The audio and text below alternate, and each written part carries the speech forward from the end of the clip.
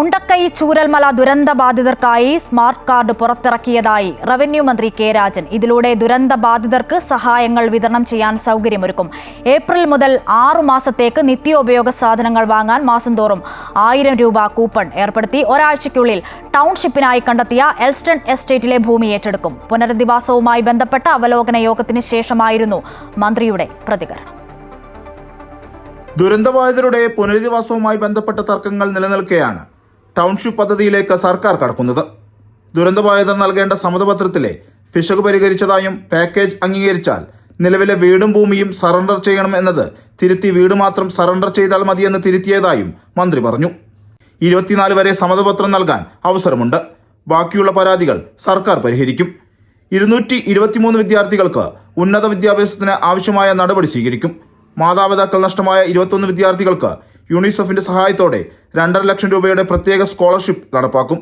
ടാറ്റ കമ്പനിയുടെ സഹായത്തോടെ വൈത്തിരിയിൽ 7 കോടി രൂപ മുതൽ മുടക്കിൽ ട്രോമ കെയർ നിർമ്മിക്കും. ദുരന്തബാധിതർക്കുള്ള തുടർ ചികിത്സയ്ക്ക് ക്രമീകരണം ഒരുക്കും. ദുരന്തത്തിൽ കാണാതാവുകയും പിന്നീട് മരിച്ചതായി കണക്കാക്കുകയും ചെയ്തവരുടെ മരണ സർട്ടിഫിക്കറ്റ് വിതരണം ചെയ്യാനുള്ള നടപടിയും ആരംഭിച്ചു. 6 മാസത്തേക്ക് ദുരന്തബാധിതർക്ക് 1000 രൂപയുടെ കൂപ്പൺ സൗകര്യം ഏർപ്പെടുത്തിയതായും മന്ത്രി പറഞ്ഞു.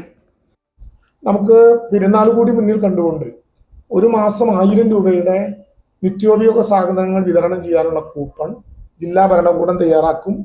തിരുവനന്തപുരത്തെ KSTMയിലേക്ക് അത് നമ്പർ അയക്കും. KSTMയുടെ സെക്രട്ടറി ഉണ്ട്. ഈ ആഴ്ച തന്നെ അതിന് അനുവാദം കൊടുത്താൽ മാർച്ച് മാസം അവസാനത്തോടെ, അതായത് ഏപ്രിൽ മുതൽ തുടങ്ങുന്ന മാസത്തേക്ക് 6 മാസക്കാലത്തേക്കുള്ള കൂപ്പൺ മാർച്ച് മാസം അവസാനത്തോടെ വിതരണം ആരംഭിക്കും.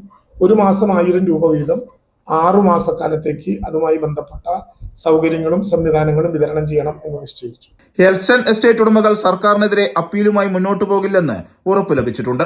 ഒരാഴ്ചക്കുള്ളിൽ സ്ഥലമേറ്റെടുപ്പ് പൂർത്തീകരിക്കും. 27-ന് തറക്കല്ലിട്ട് പിറ്റേ ദിനം മുതൽ ടൗൺഷിപ്പ് നിർമ്മാണം തുടങ്ങുമെന്നും മന്ത്രി വ്യക്തമാക്കി. ഇതിനകം 2ാം ഘട്ട ലിസ്റ്റ് ഉൾപ്പെടെ പ്രസിദ്ധീകരിച്ച് ദുരന്തബാധിതരുടെ മുഴുവൻ ആശങ്കയും പരിഹരിക്കുമെന്നും മന്ത്രി പറഞ്ഞു. അമൃത ന്യൂസ്, വയനാട്.